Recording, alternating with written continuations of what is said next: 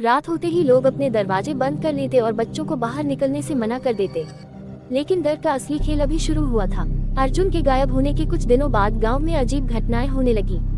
आधी रात को लोगों के घरों की छत पर किसी के दौड़ने की आवाज आती, कभी किसी औरत के रोने की आवाज सुनाई देती तो कभी जंगल की तरफ से जोर जोर से हंसने की आवाज गूंजती। गांव वाले समझ चुके थे कि चुड़ैल अब सिर्फ जंगल तक सीमित नहीं रही। उसी गांव में करण नाम का एक लड़का रहता था, जो अर्जुन का सबसे करीबी दोस्त था। अर्जुन की मौत या गायब होने का सच जानने के लिए उसने ठान लिया कि वह उस हवेली का रहस्य खत्म करके रहेगा। एक रात वह अपने हाथ में लालटेन और भगवान की छोटी मूर्ति लेकर जंगल की ओर निकल पड़ा। जैसे जैसे वह जंगल के अंदर जा रहा था, हवा ठंडी होती जा रही थी। पेड़ों के पीछे उसे बार बार किसी सफेद साड़ी वाली औरत की परछाई दिखाई दे रही थी। अचानक उसकी लालटेन अपने आप बुझ गई और पूरा जंगल अंधेरे में डूब गया। तभी उसके कानों में अर्जुन की आवाज आई, करण वापस चले जाओ। करण डर गया, लेकिन उसने हिम्मत नहीं हारी। कुछ दूर आगे बढ़ते ही उसे वही पुरानी हवेली दिखाई दी, लेकिन इस बार हवेली पहले से भी ज्यादा डरावनी लग रही थी। खिड़कियों से लाल रोशनी निकल रही थी और अंदर से किसी के चीखने की आवाजें आ रही थी। करण धीरे धीरे अंदर गया। हवेली की दीवारों पर ताज़ा खून के निशान बने हुए थे। तभी उसे जमीन पर अर्जुन का टूटा हुआ लॉकेट मिला। करण समझ गया कि अर्जुन यहीं मरा था। अचानक ऊपर से किसी के चलने की आवाज आई। करण कांपते हुए सीढ़ियां चढ़ने लगा।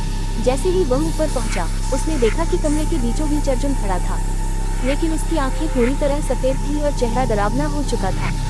अर्जुन धीरे धीरे बोला, वो हमें कभी यहाँ से जाने नहीं देगी। तभी कमरे की सारी खिड़कियाँ जोर से बंद हो गई और पीछे से वही खौफनाक हंसी सुनाई दी।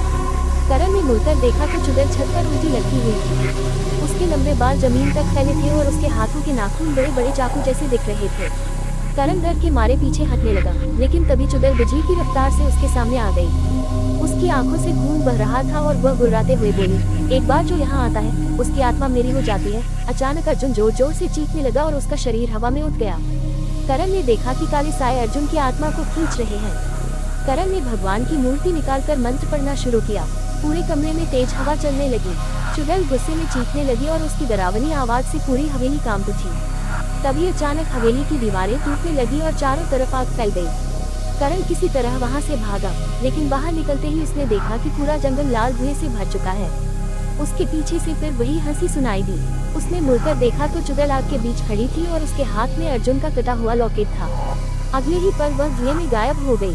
करण किसी तरह गांव वापस पहुंचा, लेकिन उसकी हालत पागलों जैसी हो चुकी थी। वह सिर्फ एक ही बात बार बार दोहराता रहता था, वो अभी जिंदा है, वो वापस आएगी। और सच में उसी रात गांव के आखिरी घर के बाहर किसी औरत की पायल की आवाज सुनाई दी।